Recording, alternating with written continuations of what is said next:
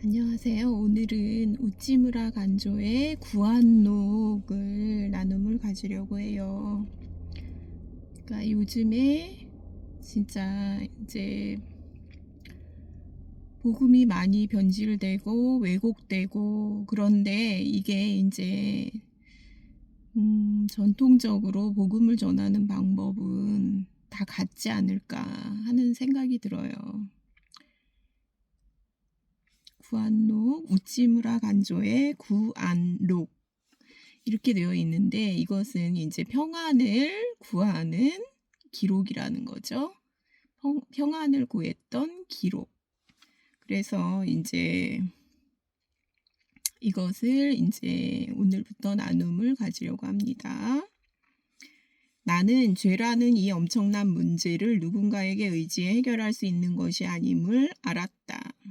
나는 이 문제를 혼자서 풀어보려고 결심했다.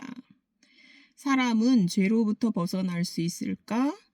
만일 벗어날 수 있다면 그 방법은 무엇일까?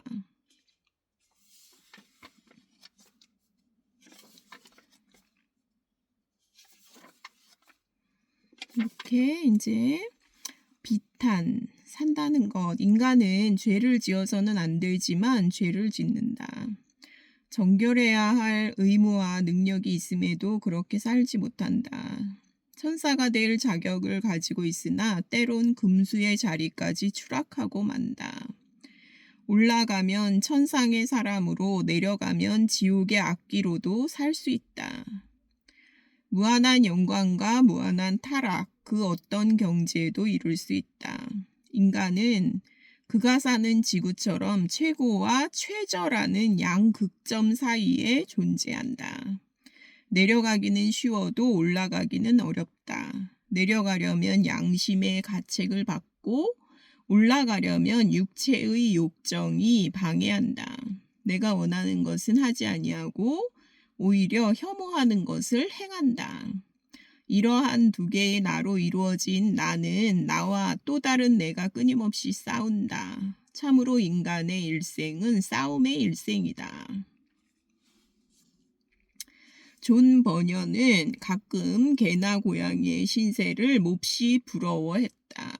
이런 인간의 이제 죄 때문에 겪는 고통을 고통 때문에 개나 고양이의 신세를 오히려 부러워했다는 거죠. 그는 여전히 만족하지 못한다. 인간의 내면의 결핍을 인식하지 못한 채 늘 외부에서 만족을 찾는다. 내면의 고통의 원인을 외부에서 찾는다. 내 안의 싸움과 갈등은 어디에서 오는가? 욕심에서 비롯된 것이다. 모든 싸움과 갈등의 원인을 찾아보면 그 모두가 욕심의 다툼이요.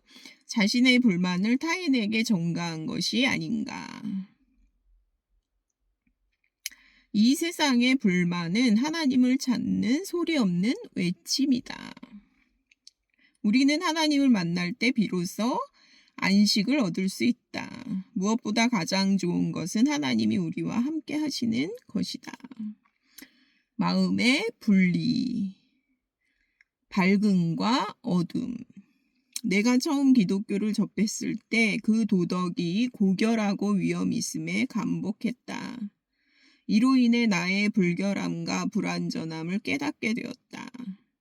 성서의 이상에 내 언행을 비추어 보니 참으로 견딜 수 없이 더러웠다.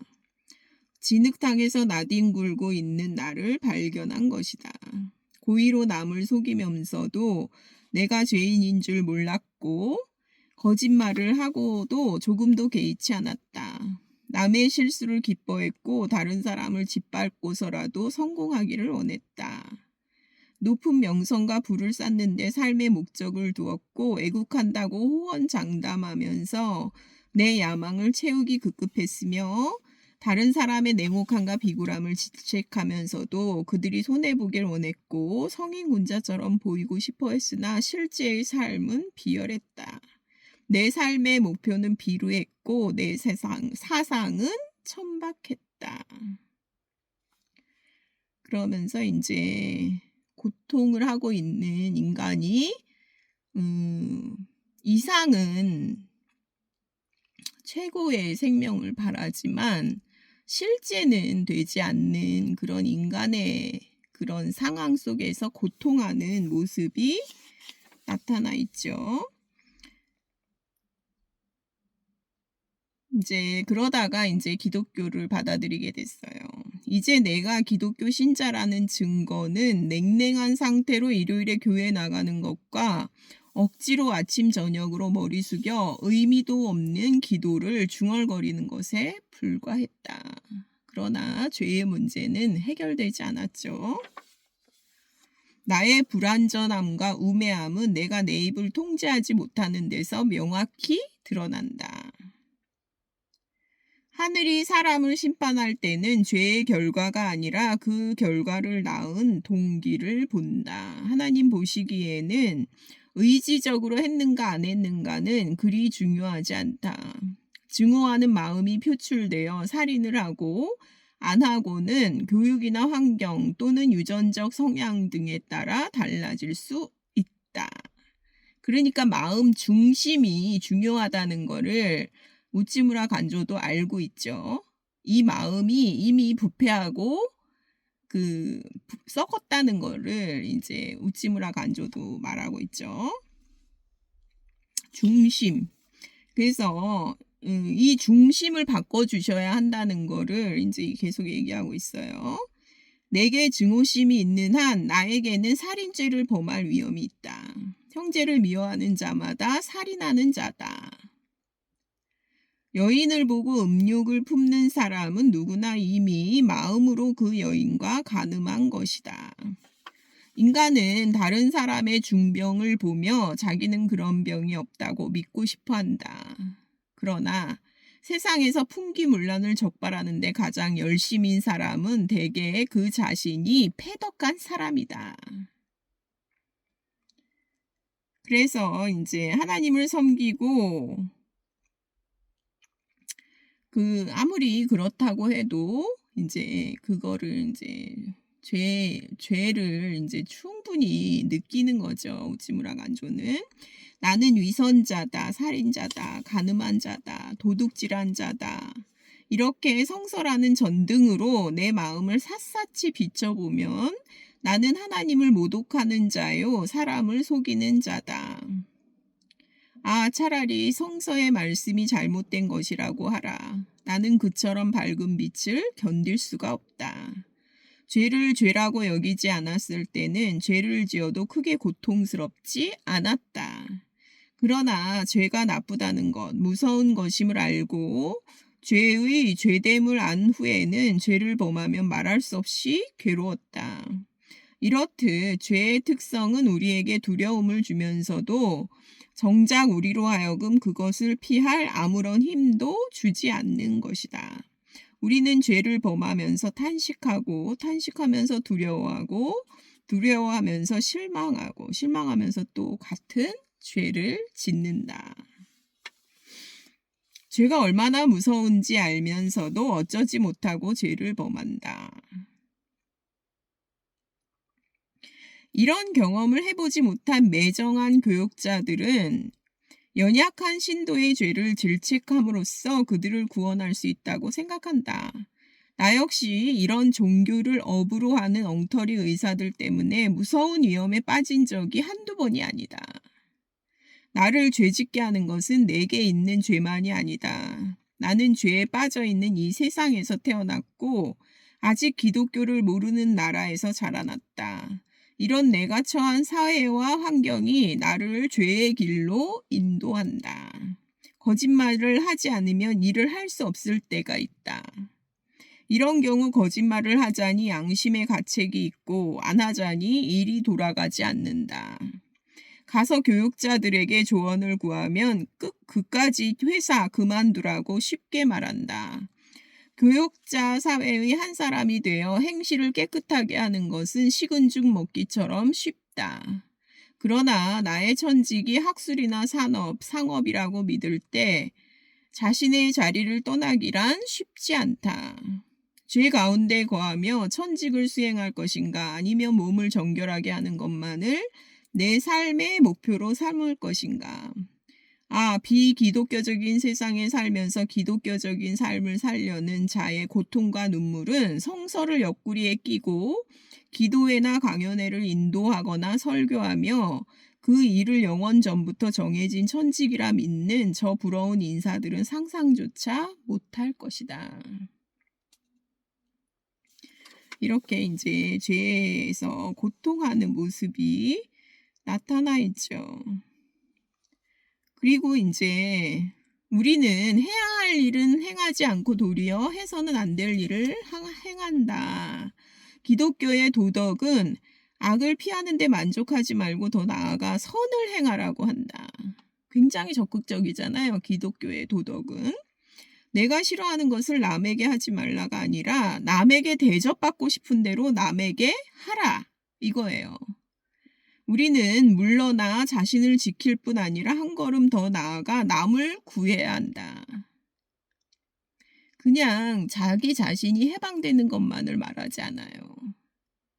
사랑이라는 거는 굉장히 적극적이거든요.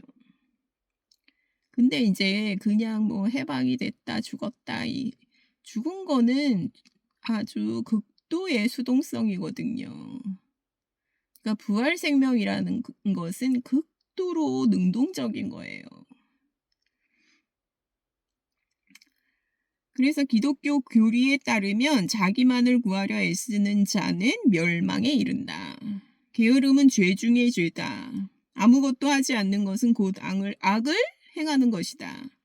시간을 죽이는 일도 사람을 죽이는 것과 마찬가지로 죄다. 공의 없는 일생은 죄스러운 삶이다.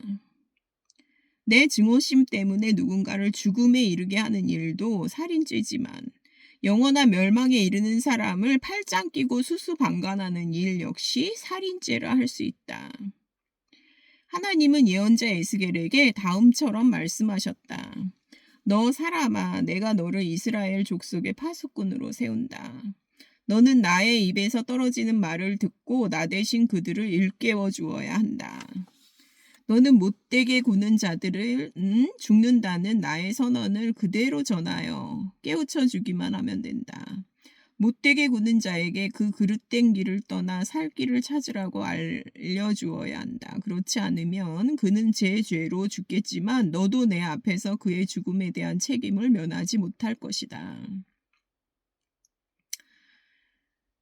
바로 살던 사람도 그 바른 길을 버리고 그릇된 길에 들어서면 나는 그 앞에 올무를 놓아 잡으리라.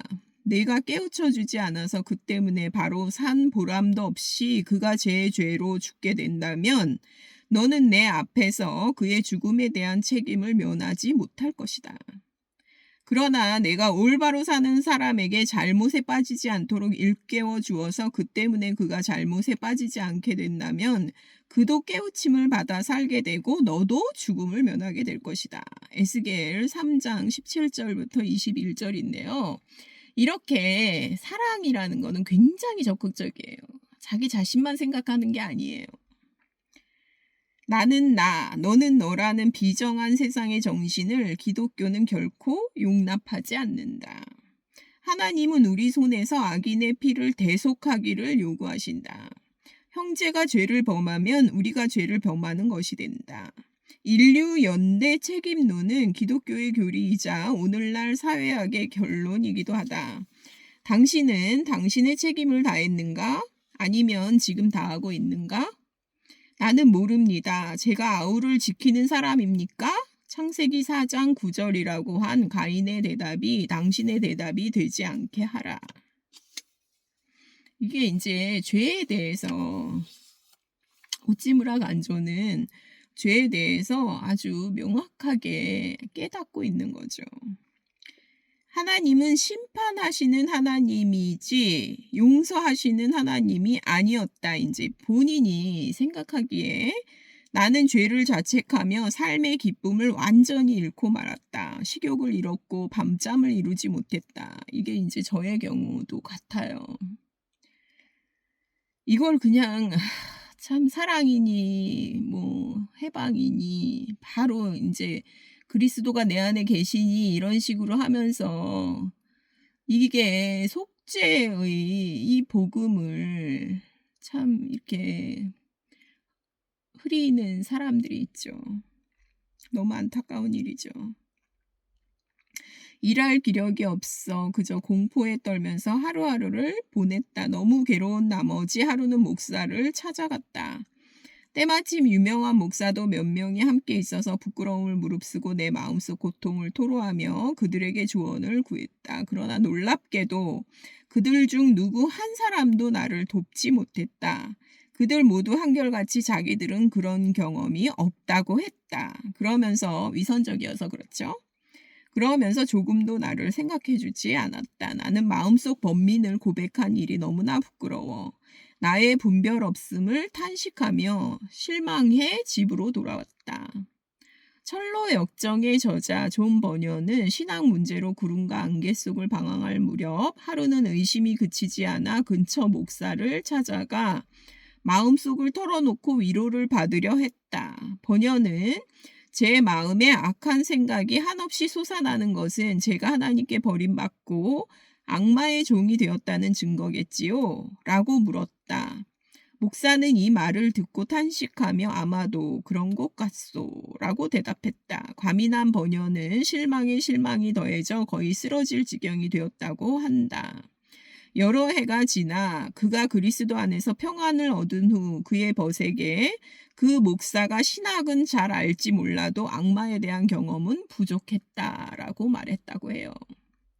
나는 죄라는 이 엄청난 문제를 누군가에게 의지해서 해결할 수 있는 것이 아님을 알았다. 나는 이 문제를 혼자서 풀어보려고 결심했다. 사람은 죄에서 벗어날 수 있을까? 만일 벗어날 수 있다면 그 방법은 무엇일까? 이 마음의 고통에서 벗어나지 못한다면 나는 아무것도 할 수 없을 것이다. 이 죄에 대한 고통. 그래서 이제 구원을 사람이 메시아가 오셔야 된다는 거를 이제 절감하면서 구원을 받게 되는 거예요. 이 과정을 우찌무라 간조의 구안록에서 잘 나타내주고 있죠. 네, 오늘은 여기까지 하겠습니다. 감사합니다.